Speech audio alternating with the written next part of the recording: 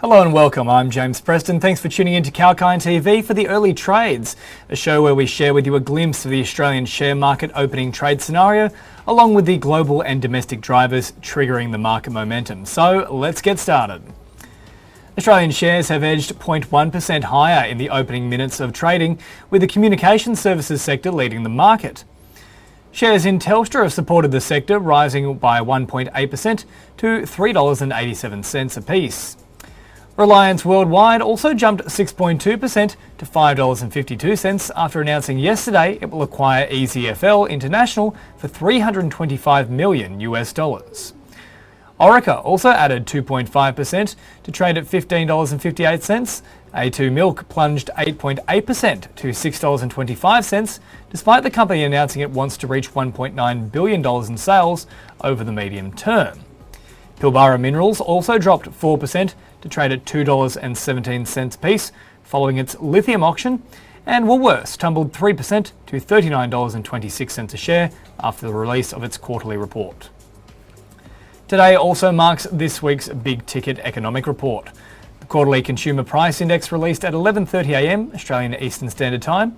However, before the release of CPI print, the 3-year bond rate yielded 0.82%, the 10-year bond hit 1.81%, while the Australian dollar traded 75.15 cents to the US dollar. The Reserve Bank also refrained from engaging in yield curve control bond purchasing moments before the crucial CPI inflation release. In its standard 11:15 a.m. statement, the RBA stuck to its schedule, announcing it would buy $800 million of state or semi-government bonds as part of its quantitative easing policy targeting long-term bond rates. The April 2024 bond, which was the subject of a tussle between the RBA and the market last week, yielded 0.16% at 11:15 a.m. The central bank has a 0.1% yield on the security and waited in the $1 billion purchase on Friday, but sat out of the short-term market on Monday. With inflation a hot topic, CPI rises 3% in the third quarter. Australia's consumer price index has risen 3% during its third quarter process compared to the prior year. Economists had been expecting CPI to climb by 3.1% following the 3.8% increase in the second quarter. Consumer prices rose by 0.8% on a quarterly basis. Economists had been forecasting a rise of 0.8%, consistent with its second quarter increase. And a big day of annual general meetings includes virtual meets at Woolworths, Whitehaven Coal, Blackmores, St Barbara, Chorus, Netwealth and Codan. Quarterlies are also due from Sandfire Resources and Galaxy. And looking at the IPO launches for today, Star Minerals is set to list at 1 p.m. Australian Eastern Standard Time. Star is a gold explorer with a development-ready project and extensive land holdings in Western Australia. Time now for a very short break before we wrap up the early trade commentary with the day's newsmakers to date.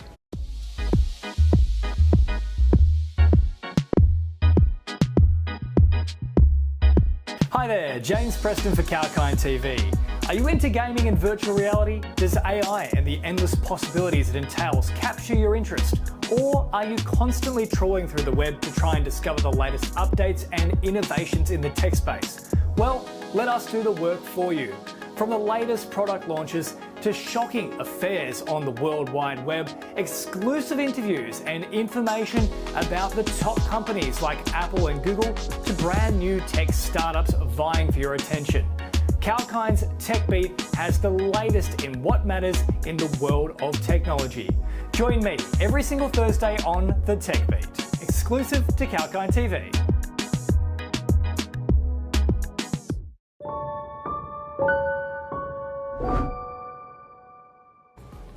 Welcome back to the Early Trades Roundup on Kalkine TV. I'm James Preston and it's time now to take a look at today's newsmakers thus far.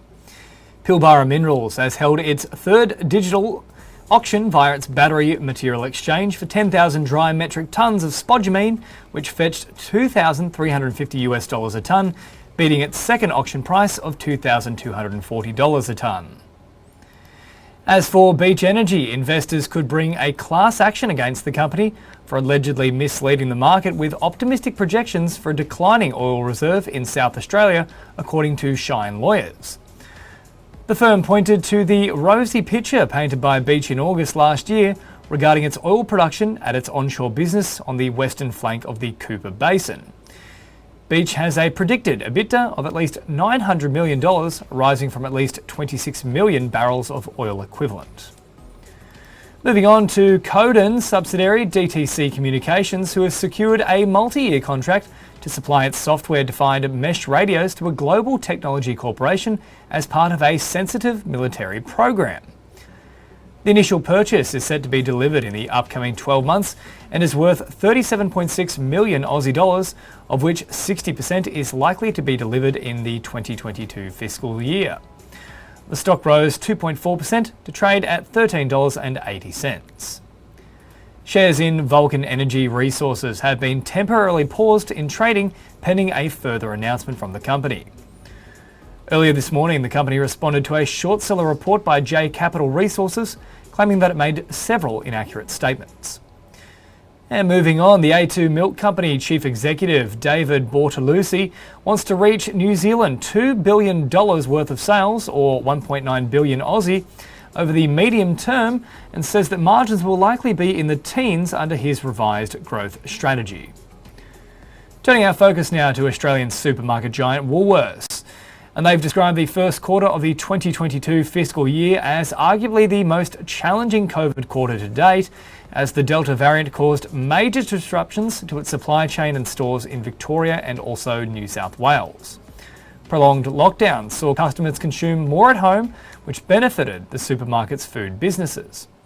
Australian food sales grew 3.9%, and New Zealand food sales climbed a staggering 9.7%. The group reported record e-commerce sales penetration of 12.4%, and group sales climbed 7.8% in the quarter from a year earlier, while group e-commerce sales were 53.5% higher. And lastly, Centuria Capital Group has acquired $171.8 million of office and agricultural real estate across both Victoria and South Australia. This includes a joint venture acquisition of a 50% interest in a $166.6 million Adelaide office asset. The remaining 50% interest will be acquired by MA Financial's two diversified real estate funds. The acquisition will form a single asset, unlisted fund to be launched in early 2022. Alright, well that's all for now. Stay tuned to Kalkine TV for the latest market updates, business news and exclusive interviews. I'm James Preston, signing off for now.